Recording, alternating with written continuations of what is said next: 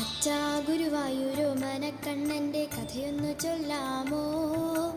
അക്കഥയൊക്കെ കേട്ടിരിക്കാൻ എനിക്കെന്തിഷ്ടമാണിന്നു.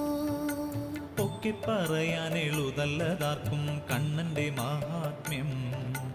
1000 നാവുള്ള നന്ദനു പോലും ആവുന്നതല്ലല്ലോ. ആശ്രിതവത്സലനായ ശ്രീകൃഷ്ണന്റെ കാരുണ്യപൂരത്താൽ സൽക്കഥ ഞാനിന്നൊരൽപ്പമാവും വിധം പാടി പറഞ്ഞിടാം. കണ്ണൻ തന്നുടെ അക്കഥ കേൾക്കാൻ കാത്തിരിക്കും നേരം കൗതുകമേറെ വന്നു വളർന്നിന്നുള്ളം നിറഞ്ഞല്ലോ.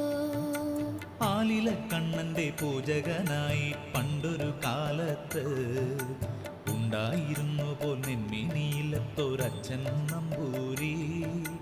അച്ഛന് പുത്രനായി ഉത്തമനായൊരു ഉണ്ണിയുമുണ്ടായി.